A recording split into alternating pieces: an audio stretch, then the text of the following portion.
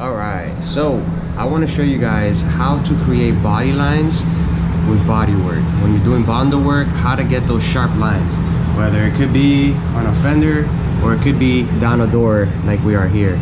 So this one's pretty tricky because it's not like we're just doing a certain spot like from here to here, and we, no, we're almost doing pretty much the whole door. So we don't really have but one point of reference over here, one point to start on the front, but this whole line is somewhat has been worked. This line has been worked and it actually sags down dramatically, so this corner here has to be fixed pretty bad. And not only that, but it also goes down to the quarter, so we had to quarter this thing. So let's see if you can see this line. All right, so this one looks pretty nice and straight, right?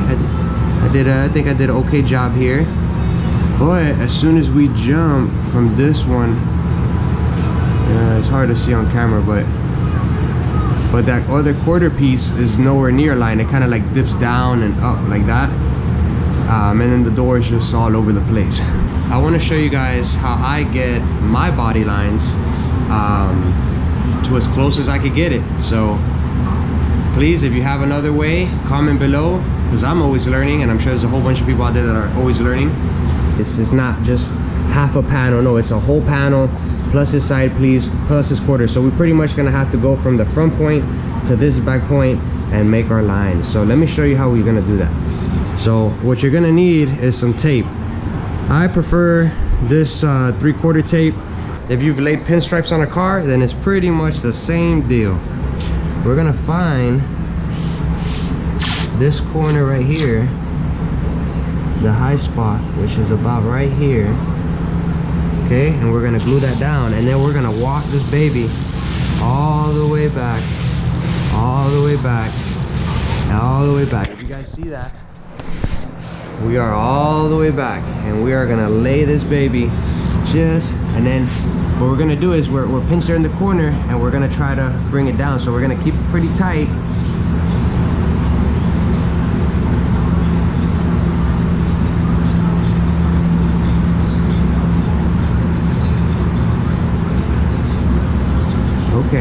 Okay, now back. All right, so now that's just our first lay down. Now we can go ahead and kind of paste it down, and now we got a pretty nice even straight line. Check that out, guys. You see, a lot better. Now this front piece is still kind of in the air. It's not really 100% stuck on there, so if it did have a dip down, then we'd pull it off and we'd work it again and work it again. But that is very close, so we're gonna just go ahead and push that down right there, and we're gonna push that down, and that's it. And we're just gonna gently push this down so we don't kind of warp the tape. That looks pretty good. So check that out, this line here that looked all off, look at how much, that's almost an inch on top of where the line is kind of needed to be. So you see, that's why we gotta make sure our lines are nice. And this quarter here was just completely off. Got that down. Now what we're gonna do is we're gonna put a second layer of tape on top of it. Now you could do it exactly how you did it. In this case, I just like to walk it little by little because my line's already there, and the line looks good. If I needed to tweak it, what you could do is you could re-pull it back from the backside and redo it, or if everything looks good back here, you could glue that down and then pretty much take this side off and kind of paste it down here and then just redo that door. But I like to do it all one shot. That's how you're gonna get the straightest line. If your tape is too skinny, then you could get some sag. If it's too thick, like a 2-inch tape, I mean, I don't see a big problem, but sometimes it just doesn't lay as smooth. It kind of wants to crinkle and things like that. So anyways, this is how I was showed by a body man I worked with. He just kind of gave me that pointer, and I was like, damn, that's nice. So this is how we do it. So now we're gonna put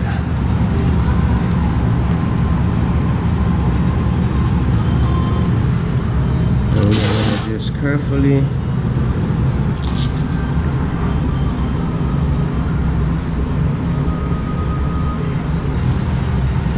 pretty good. I'm gonna make sure we push that on there. I like to cut these out here, so that way we can open the door and not rip that out again. So now we could go back to our sander or blocker, air filer, whatever you're doing. So now we can see our line. So now we can pretty much hit this top piece and pretty much work that line a little bit lower, and then we'll fill again to help any low spots. So let's do a little bit of filing here.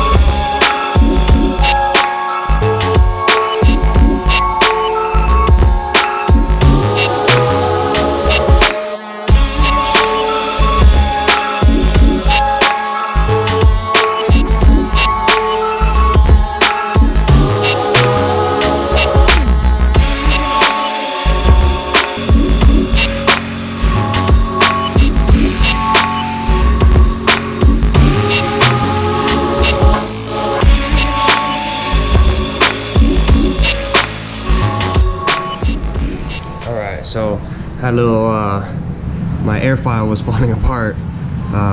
Looks like 2 screws were backing up and I think it was losing the pressure, so I had to tighten that. I haven't tried it yet, but we should be good. Check out this line. I don't know if you can see it, but it's for sure walking its way down.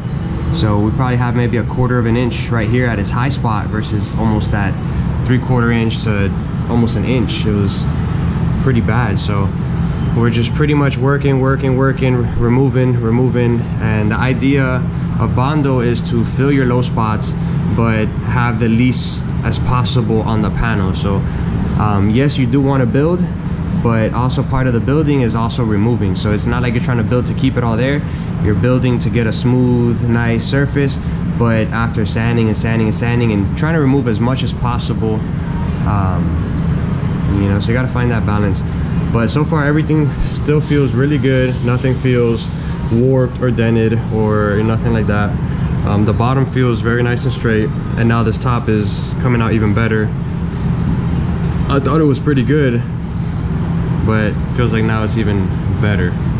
But it's up there on body work, especially like this corner here. We had to pretty much remake everything, and our lines are off. Look at this line. Look, the line that I made is down here like this, like a check mark, and it climbs all the way up. So that's interesting. But now that these lines are looking good, the whole body work just transformed. You know, it just looked like a you know, okay, you know, I don't know how this is gonna turn out. Let's see. But once you get your lines down, that's when you're like, damn, like that looks pretty good. Yeah, I can't wait to see when it's done. So that's where I'm at right now. I can't wait to see when it's done, pulled out, because all of this is just preparation for the final outcome. And that's like they say, the painter gets all the credit, but like the painters say, they also take the shame too, because when the body work's not right and the foundation's not right, the paint work doesn't look right. So you could be the best of the best and be dealing with a shitty foundation, and that's just what it's gonna look like. So yeah, there you guys go. That's how you create body lines. That's how I create body lines, using tape, and that's pretty much it. And then now I'm working the top area, and I'm gonna do the same. I'm gonna work this top area, I'm gonna work that top area, and then once I got the whole top pretty much nice and straight, then I'll remove the tape. My line's already there, so then I'll just go ahead and move it to the top. Probably put a fresh tape, most likely put a fresh piece of tape, or you could even finish the top, blow it off, and just go ahead and put your new tape on top, just kind of following the top of that, and then you can remove your bottom one, and that just kind of keeps you on that straight line. So that's how you do it. And some of the best times, like right now I'm doing it with this door, even though we're on the Bondo and not on the putty, because it's just a large door. and I might have to wipe whether Bondo again, or maybe if it looks good I can move over to the putty. So just in case, regardless of how I do it, I just kind of want to have that line, so therefore I can kind of keep that line and work with that line, and it makes it a lot easier than having to make the line. So right now we're making the line, and then once the line's there, then we can kind of work with it and we can keep it there, and just it comes a lot easier to work it. Once you're in the final putty, it's not bad at all, because you're in that kind of in the last step. So it's your final, get your line, round it off, and you're done, you know. Because like now here I'm gonna get the line, but I gotta go over it with putty anyway, so I gotta do it again, you know what I mean? So I gotta block it all down, and then again I gotta get my line. So it's not a one step and you're done. This is just how I do it. But you got to work it. You got to move the tape to the top, and you got to move to the bottom, and you might have to do that 3 or 4 times. But once you're done with your final putty, that you're done, you get your sharp line, you round it off to the desired roundness, and then you're done, and then you finish everything off with 220 and you're ready for primer. So we just finished blocking down the upper half, at least on this side and on this side. Now I blocked it down with 120, and now I finished it off with 220, so we're pretty much ready for primer now. So now what I'm gonna do is, since I have this tape on there, I'm gonna just throw another piece of tape on top of here, on top of there, and then peel off the bottom one, so that way now I can block down the bottom while still keeping that straight line. Over to 180 to 220, and then we could throw our glaze, our glazed putty on top, and then we could do the final body work. Now not everybody uses this glazed putty. It's an extra. It is expensive, by the way. It ain't cheap.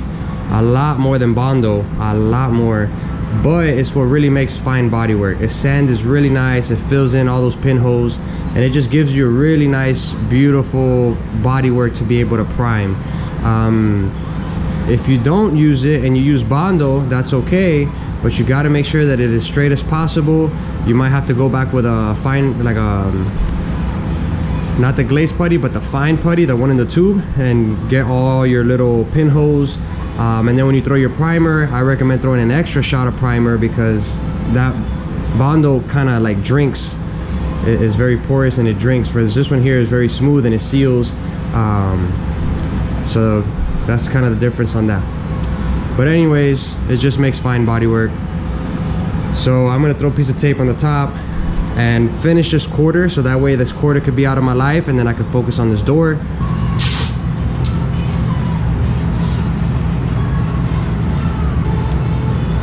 And I like to throw 2 pieces of tape, because one, it gets eaten away, like this corner here, it gets eaten away. The tape gets eaten away, especially with 80 grit and 120, and it's gonna eat it away quick. So don't be shy to even put a third on there. So once you have that top, then you could remove this bottom. And now look at our old line. Our old line went down this way here, and then went up here to this corner. So this was just me doing it by eye, not me actually doing it like this. This was just kind of winging it. But when you close everything and you look back, you're like, oh my God. So you can't wing these kind of things. And then now we're just gonna pretty much just block this down flat with that tape.